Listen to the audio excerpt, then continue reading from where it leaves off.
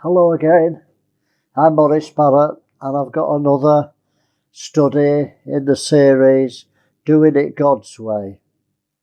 There's so many areas that we can look at, but I've started with family life because that's the basis of a nation, a family. And I've looked at a good husband, a good wife, doing it God's way. And I'm still on marriage. How do we do marriage God's way? Well, this is only one of a few studies. And I'm talking about being fruitful.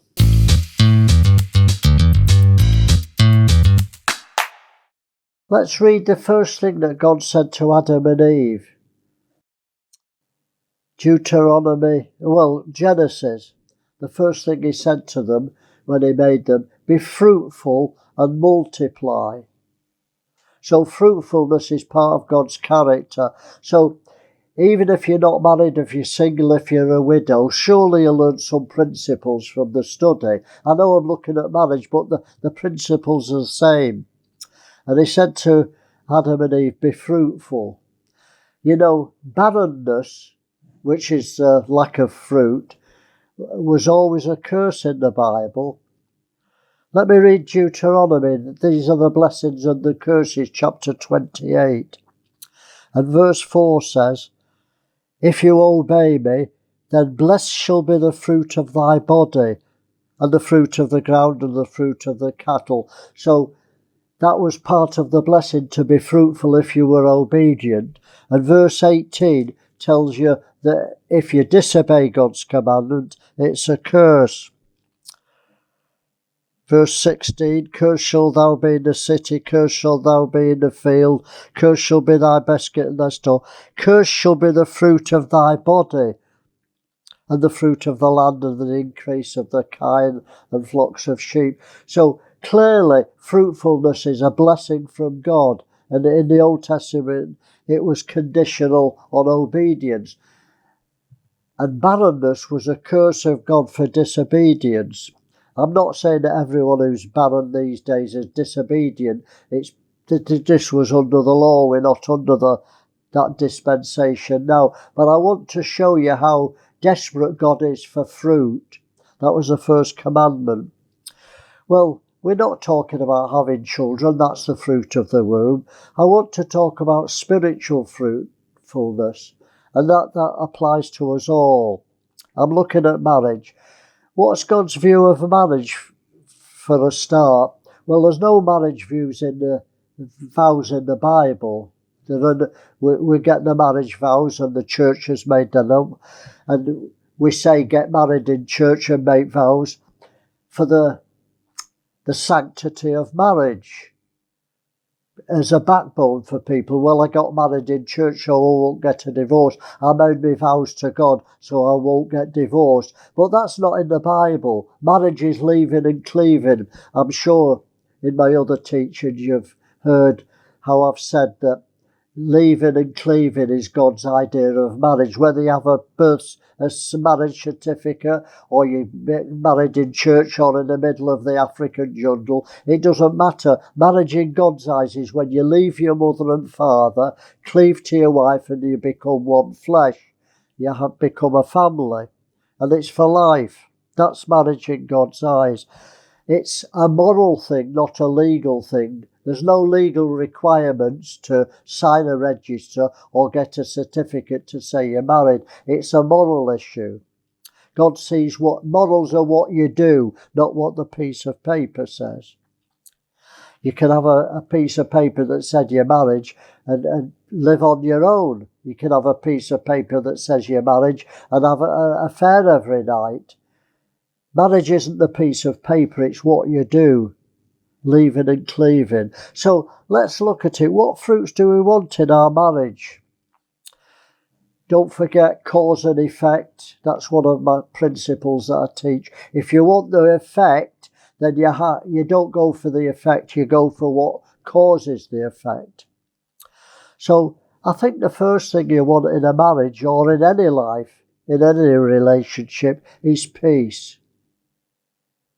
Who wants a tension and a conflict all the time. You want a peaceful relationship. That doesn't mean you don't discuss things and don't disagree, but peace. There's nothing worse than a home where there's no peace, where there's wrangling and shouting and all that carrying on.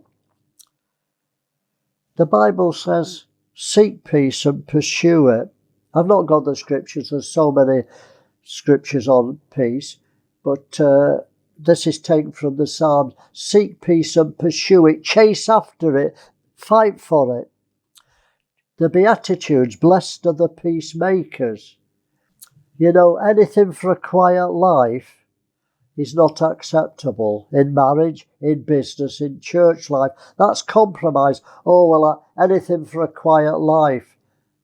That's not good. That's not peace. That's compromise.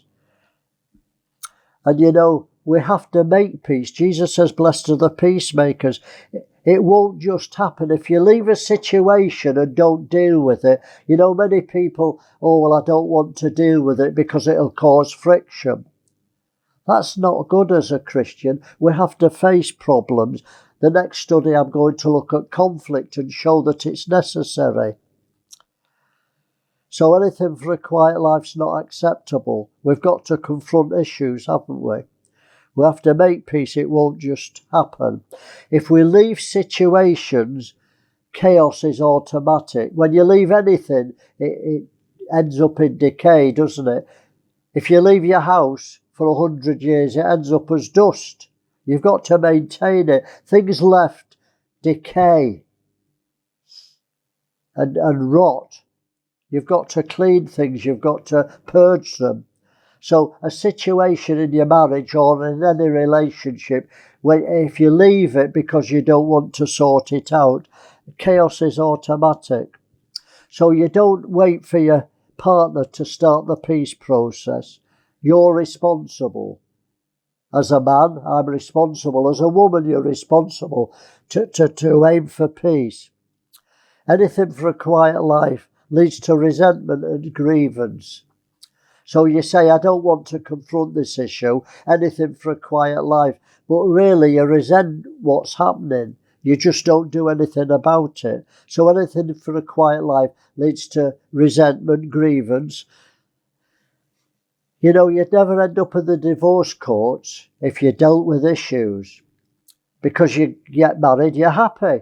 So how do you get unhappy? If you marry somebody because you're in love with them, how is it possible in 5 years you hate each other and you're fighting over the furniture and who has the biggest parcel of the house? Because 5 years before you were in love and content and happy and it was for life. It's because you didn't deal with issues. You're anything for a quiet life and I'll not deal with it. We've got to confront issues if we want to be fruitful, if we want peace in our marriage, because if you leave it, the rot sets in, you get little niggles, little grievances, and they grow, and in the end you hate each other. Grievance and resentments are only a degree of hate. So we've got to deal with the little foxes that spoil the vine. So how do you do it? Well, there's a way to deal with problems in your marriage. You need the right time. It's no point when your husband comes home from work and saying, I've got a bone to pick with you. He's done a day's work, he's shattered. Feed him first. Give him a meal. Look nice for him. And then, you know, when he's quieted down, maybe that's the time. Or on your day off. When you're stressed and when the kids are crying and the baby needs feeding, it's not the time to sort out problems. So you need the right time. You need the right place. You need to be without distractions. It's no point trying to sort some problem out with your husband or wife and the phone keeps ringing. So you need the right place where you won't get distracted. And you need the right way. You know, it's easy to say, you're always doing that. I've got a bone to pick with you. Can you see the tone of my voice? Why not say, darling, I've got a problem. I have a problem. Not you the problem, and you do this and you do that, and you don't do this and you don't do that. Why not say, can I talk to you? I've got a problem, and explain the situation with meekness, not with arrogance and pointing the finger. You know, you can say the right thing with the wrong tone of voice. You can say, I love you. That's not very loving in tone, is it? Difference to saying, darling, I love you. You see, it's not enough to say the right words. You've got to have the right attitude. So you need the right time, the right place, and the right attitude. And they're all important. I have a problem. I feel this, or I think this. Don't be all-knowing. I think, I feel, I've got a problem. I'm preaching to myself because it's, you know, when you've got a grievance, you want to get it out. You often say it at the wrong time and in the wrong way. But we can learn, can't we? I'm preaching generally and to myself. So we want peace to have a fruitful marriage.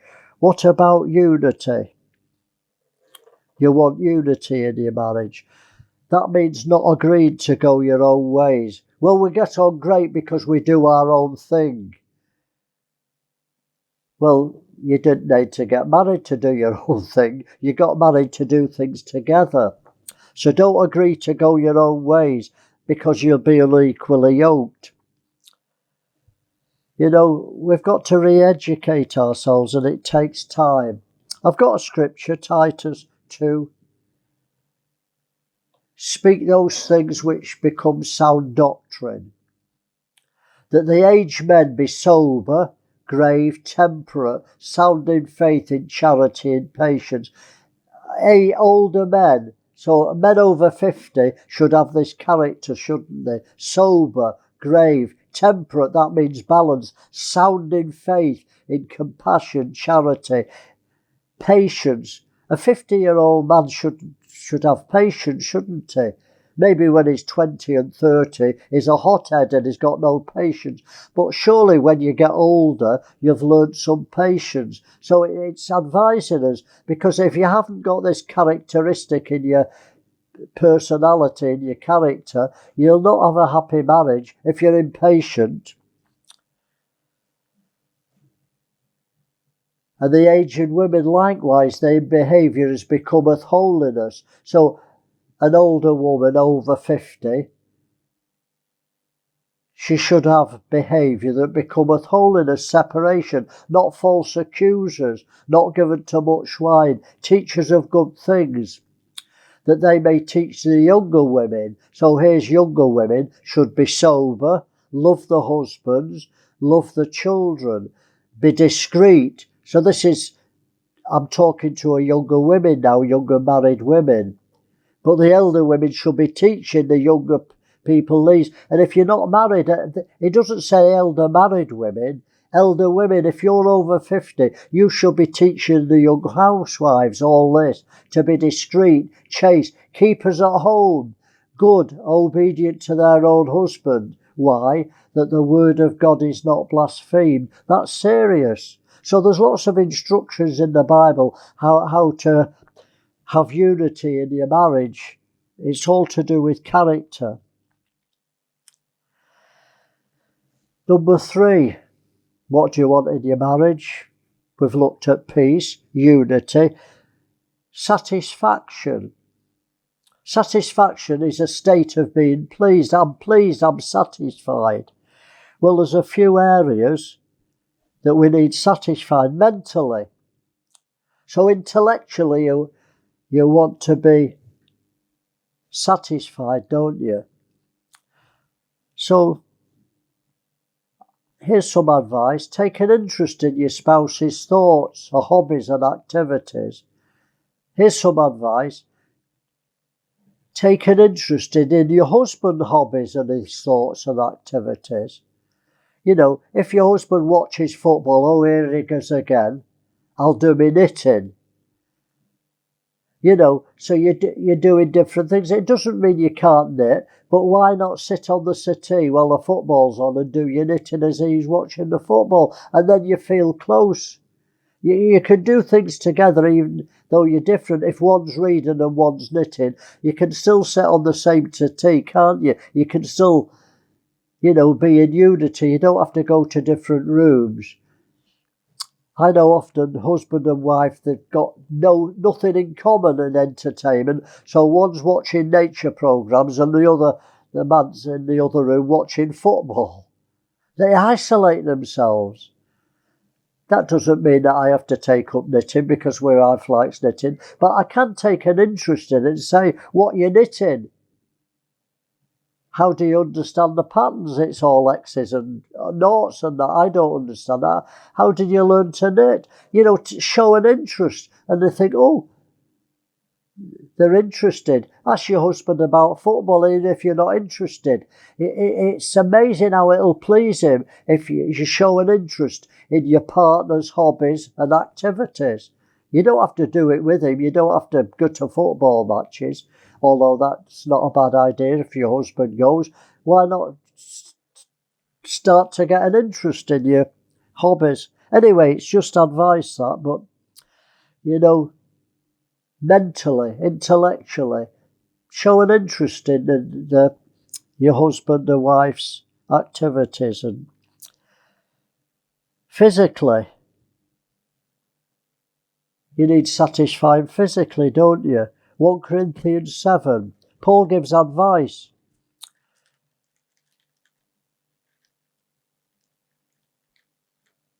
I'm talking about the marriage life in the bedroom. Paul talks about it, the Bible talks about these things, because he knows that that's one of the areas that have split families up. The sex life, money, these are all things that split families up. Husband and wife, 1 Corinthians 7.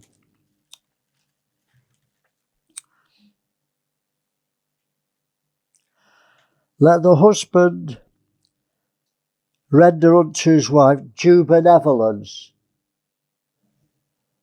and likewise also the wife to the husband. There's an equality in the sexual relationships. The man's the head in authority, but in relationship you're equal. So the marriage bed, you're absolutely equal. And it says, the wife hath not power over her own body, but the husband. My wife's body is mine. But likewise also the husband hath not power over his own body, but his wife. So there's an equality there.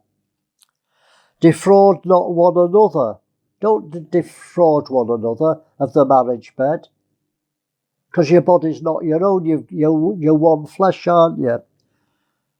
Defraud ye not one another. Accept it with consent for a time, that you may give yourselves to fasting and prayer. But come together again, that Satan tempt you not for your incontinency. So be satisfied with each other. Don't be greedy. Don't force yourself on each other. And Paul says, but I speak this by permission and not commandment. So he's giving advice. He's saying, this is my advice, and I think it's good advice. The Bible said it's better to give than to receive. The Rolling Stones said, I can't get no satisfaction. They were talking about sex. I've tried, but I can't get no satisfaction.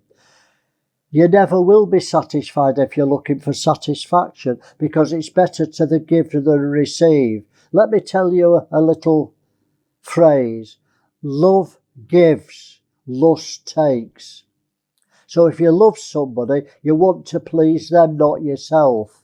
If you want to please yourself, if you expect your wife to satisfy you, that's lust. And if the wife expects the husband to satisfy them, love is giving, not taking.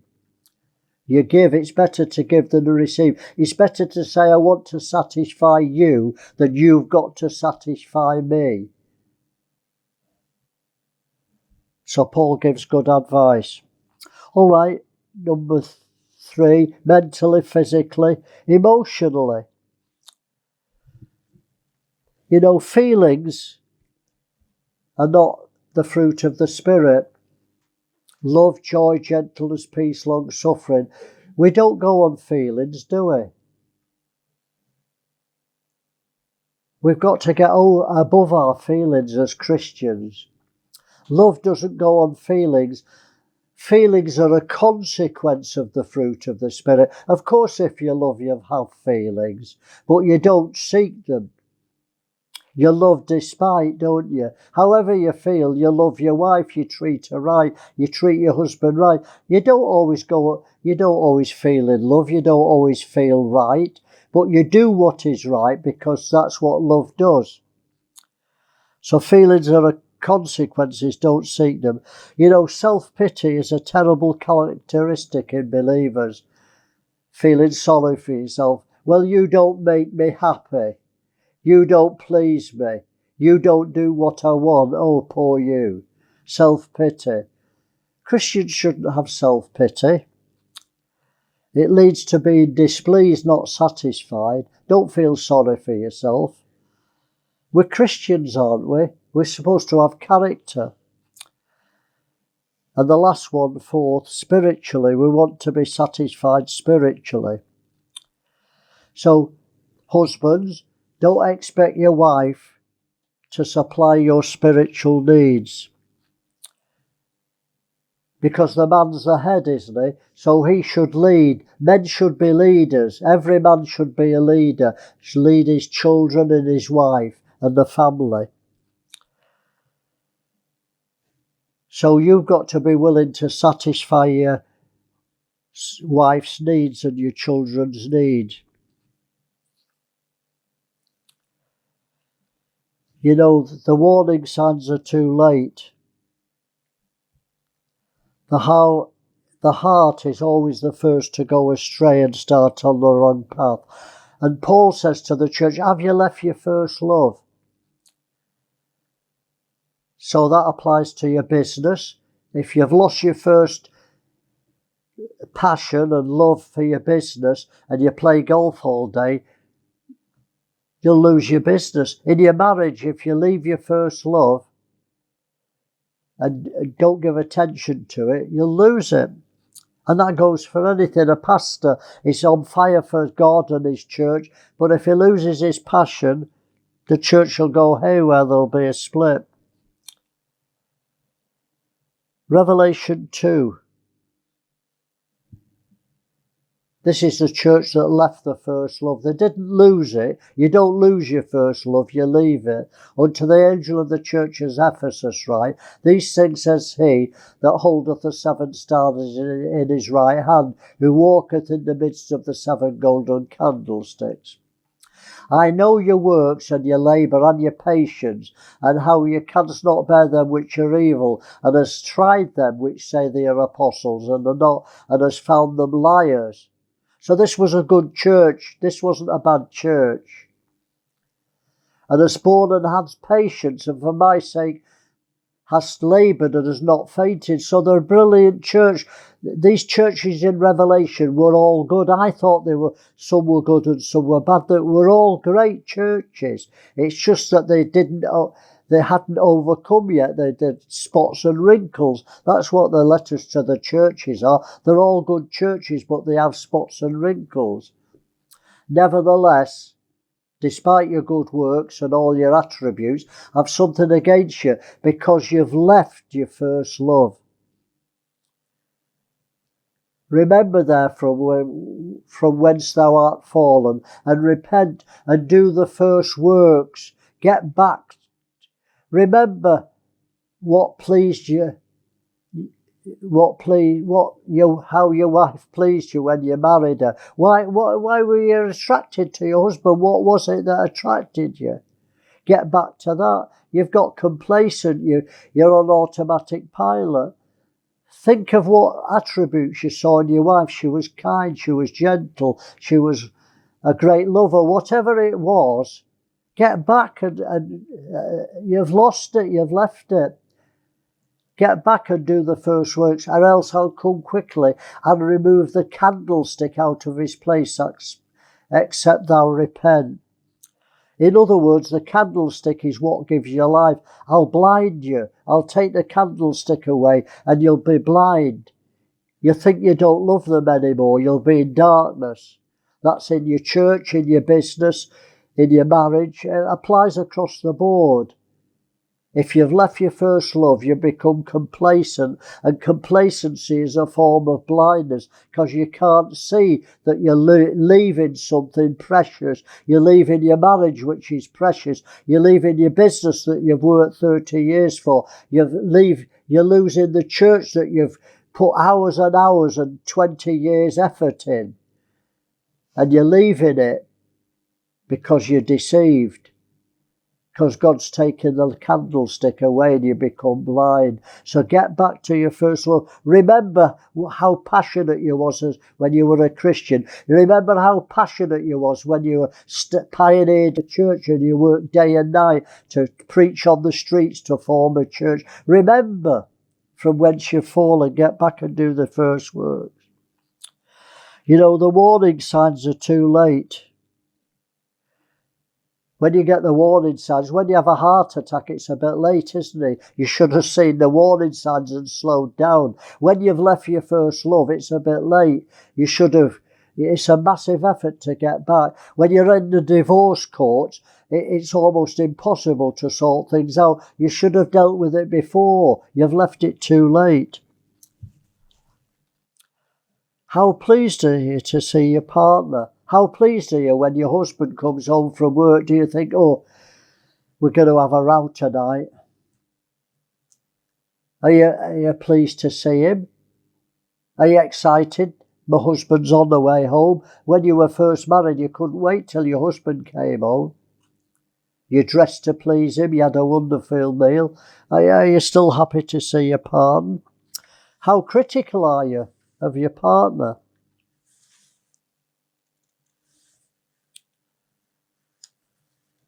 The warning signs, that's number one. How pleased is to see your partner?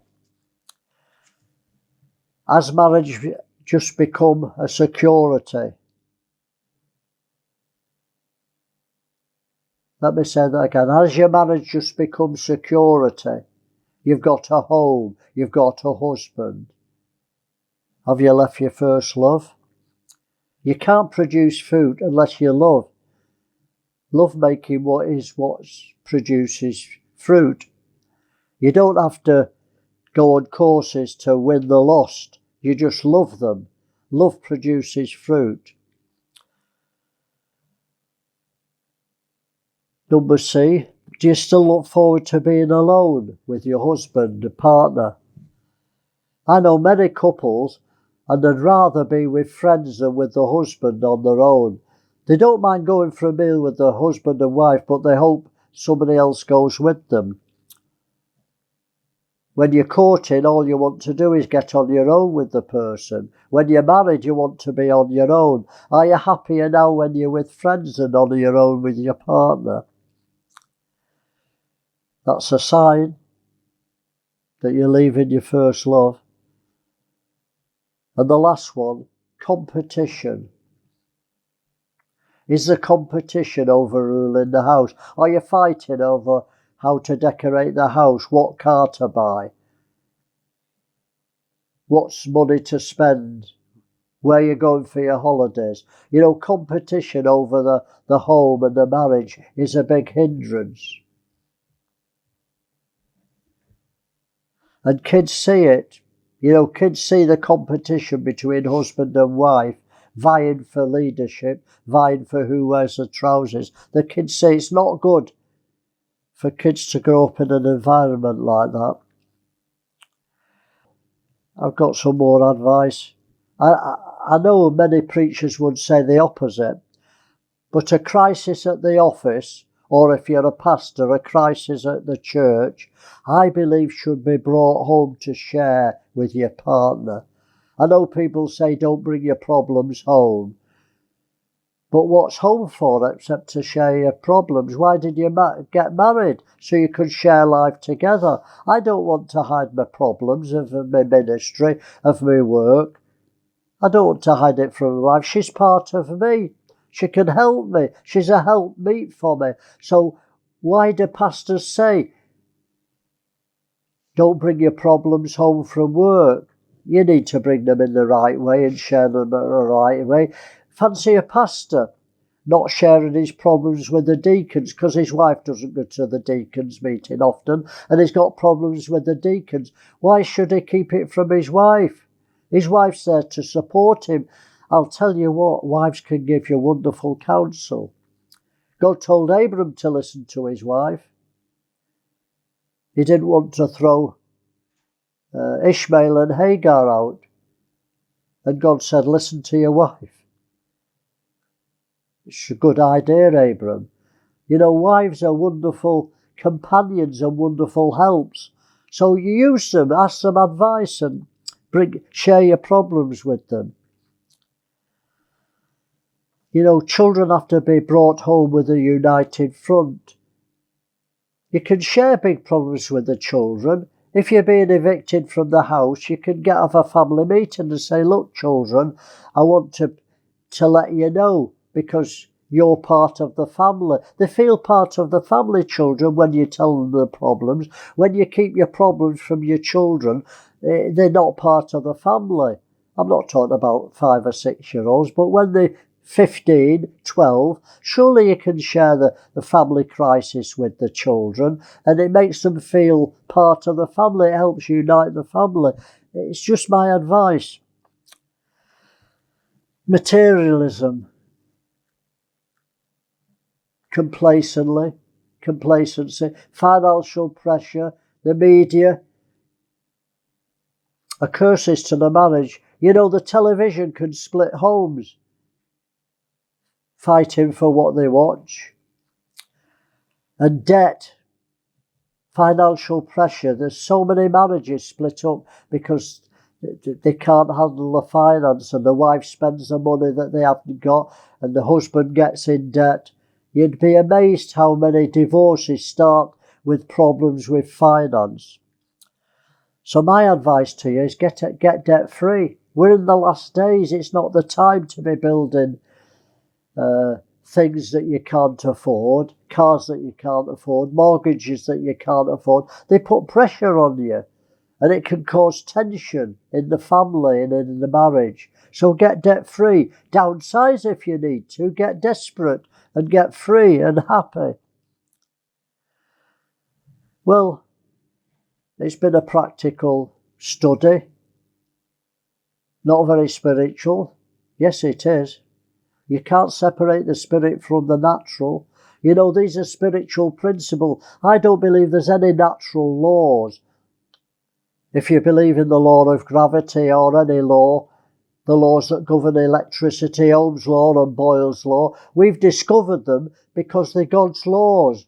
We don't make up any laws of creation. We discover them. They're already there in creation.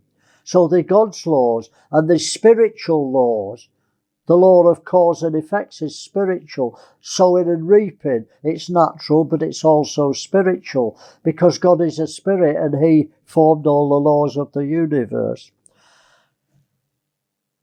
Let me finish. All problems are solvable. Let me say it again. All problems are solvable. It doesn't mean if your marriage is stale and you feel it's on the rocks and you're having problems, it doesn't mean the magic's lost forever. It felt like magic when you got married. Get back to the magic. What's lost can be found. If you've left your first love, you can find it again. Don't give up. Let me read what the woman who had the 10 silver coins to finish. Luke 15, verse 8 and 9. Verse 8. Either what woman having 10 pieces of silver, if she lose 1 piece, doth not light a candle and sweep the house, and seek diligently till she's found it? Seeks diligently till she's found. If there's a part of your marriage that's gone stale, if there's a part of your business that's gone stale, if there's a part of your church that's gone stale, the Sunday school, the youth work, if there's an area that's gone stale, search diligently and get it back. And when she's found it, she calls her friends and her neighbours, saying, rejoice with me, for I have found the piece which was lost. So if you're out struggles in your marriage, it's not the end of the world. All problems are solvable. And I'm sure if you've got a good marriage, it can be a better marriage. My marriage could be better. I have a wonderful marriage, but it could be better because I could be a better man. My wife could be a better woman. We can learn the principles for a fulfilled, happy, fruitful marriage. Well, I've finished. The next study is coming up. What is conflict? We're still talking about family life. What's conflict? That's the next study. God bless you. Have a wonderful week. See you for the next study.